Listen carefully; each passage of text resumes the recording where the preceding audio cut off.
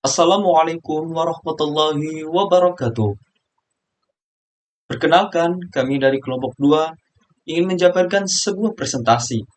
Yuk kita simak bersama-sama. Assalamualaikum warahmatullahi wabarakatuh. Saya Neneng Nurmala dari kelompok 2. Di sini saya ingin menjelaskan tentang arsitektur komputer. Komputer dapat bekerja dengan baik karena ada komunikasi data dan kontrol yang terpadu antara semua hardware yang terpasang dengan software yang mengontrolnya. Pada arsitektur komputer yang tersusun atas blok-blok sebagai berikut.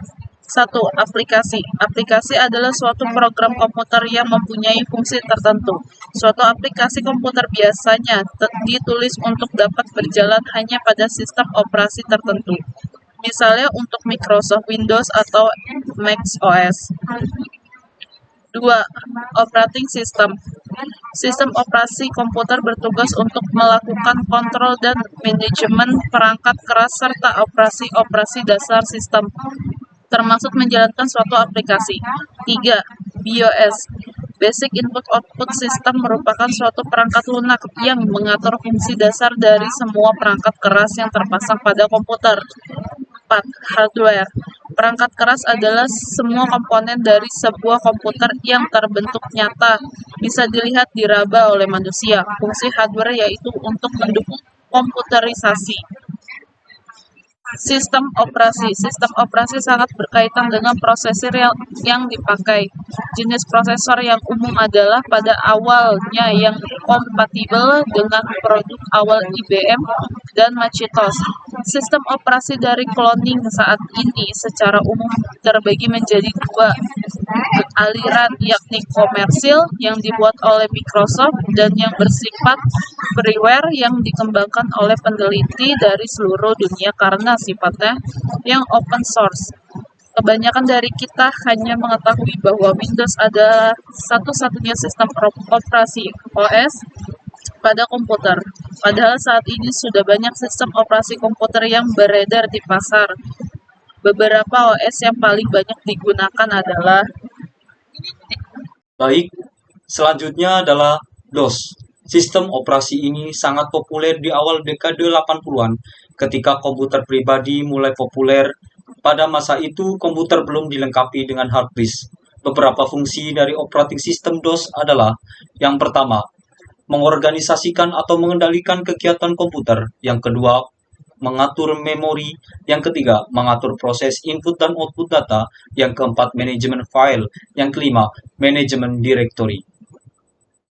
Cara kerja sistem DOS. Karena ketika komputer menyala, maka DOS adalah sistem yang bekerja pertama kali. Kemudian, soal pengaturannya dapat dilakukan melalui BIOS. Secara umum, ketika kamu pertama kali menyalakan komputer, maka sistem Basic Input Output System atau yang dikenal dengan BIOS akan membaca semua peripheral. Beberapa produk DOS yang pernah dibuat. Yang pertama, DOS 1.0. Versi ini merupakan versi DOS paling awal kemunculan. Versi ini dihubungkan dengan munculan IBM PC. Versi ini sangat sederhana dan kemampuannya terbatas. Versi ini tidak dipakai lagi karena tidak dapat lagi mendukung perkembangan software yang ada. DOS yang kedua, DOS 2.0 dikeluarkan pada bulan Maret 1983 bersama munculnya IBM PC XP.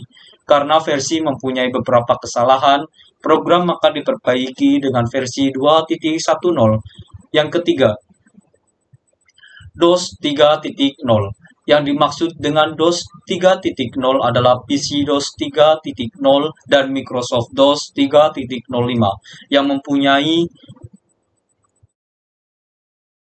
yang merupakan DOS yang dikeluarkan untuk mendukung komputer baru waktu itu yang disebut komputer AT, Advanced Technology. Versi ini mendukung pemakaian disk drive dengan kapasitas 1,2 MB dan pemakaian RAM dengan menggunakan extended memory yang tidak dapat dipakai langsung oleh DOS versi ini. Yang keempat, DOS 3.1 diluncurkan pada bulan Maret 1985. Kelebihan DOS ini adanya didukung terhadap sistem network komputer. Yang kelima, DOS 3.2 komputer. Yang kelima, DOS 3.2. PC DOS 3.2 dikeluarkan bersamaan dengan diluncurkannya komputer laptop versi mampu memanfaatkan disk drive dengan ukuran 3,5 inci ukuran 720 kilobyte yang biasanya dipakai pada komputer laptop. Yang keenam, DOS 3.3. IBM pada tahun 1987 mengeluarkan versi DOS 3.3. Kemampuan DOS 3.3 yang ditambahkan dari DOS sebelumnya adalah kemampuan memakai hard disk sebanyak 32 MB per logical drive, satu drive logical. Yang keenam, DOS 4.0 mempunyai 3 versi DOS, yaitu PC-DOS 4.0, PC-DOS 4.01, dan Microsoft DOS 4.01. PC-DOS 4.0 merupakan versi pertama yang dikeluarkan pada bulan Juli 1988. Karena DOS ini banyak kesalahan, maka dikeluarkan PC-DOS 4.01. Versi DOS 4.0 mempunyai fasilitas sel dari DOS untuk mengontrol kerja komputer dengan sistem menu. Yang kedelapan, DOS 5.0 diluncurkan pada tahun 1991 dengan fasilitas baru seperti mirror, underlaid, dan unformat. Yang kesembilan, DOS 6.0 diluncurkan pada bulan Maret 1993, ditambahkan beberapa utility baru dan menambahkan perintah-perintah konfigurasi sistem dan batch file. Selanjutnya, Microsoft juga membeli lisensi DOS dari SCP lalu mengubah namanya menjadi Microsoft DOS. Microsoft DOS dianggap sebagai standar dari sistem operasi pada komputer mikro 16 bit. Saat IBM hendak meluncurkan komputer pribadi yang disebut dengan IBM PC 16 bit, Microsoft pun menjual lisensi Microsoft DOS kepada IBM lalu dinamakan PCS. Saat ini DOS sudah jarang digunakan karena dipinggirkan oleh Windows. Terima kasih.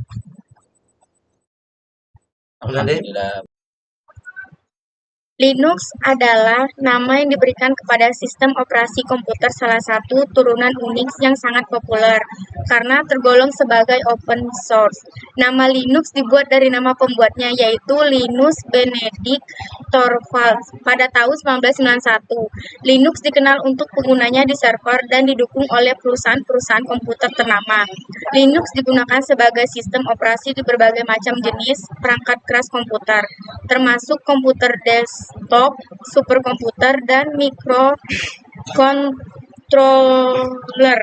Distribusi sistem operasi Linux merupakan sebuah proyek yang mengelola koleksi perangkat lunak Linux dan instalasinya. Hal ini dikenal dengan istilah Linux distribution atau distro. Linux umumnya sudah termasuk perangkat-perangkat lunak pendukung seperti server web, bahasa pemrograman, basis data, dan tampilan desktop. Manfaat Linux ada 5, yaitu yang pertama, sistem operasi sumber bebas dan terbuka. Yang kedua, Linux mudah digunakan karena distribusi Linux sudah mendukung grafik user interface dan juga ramah pengguna. Yang ketiga, perlindungan kata sandi yang lebih kuat memastikan perlindungan yang lebih kuat. Yang keempat, gratis untuk mengedit dan mendistribusikan. Dan yang terakhir, itu relatif stabil dan dapat diinstal pada fitur perangkat keras. Kesuksesan Linux dikarenakan yang pertama, Linux tidak bergantung pada vendor. Yang kedua, faktor keamanan dan kestabilannya yang tinggi dibanding dengan sistem operasi lainnya seperti Microsoft Windows. Yang ketiga, kompatibilitas yang tinggi dibandingkan versi Unix berbayar. Sekian, terima kasih.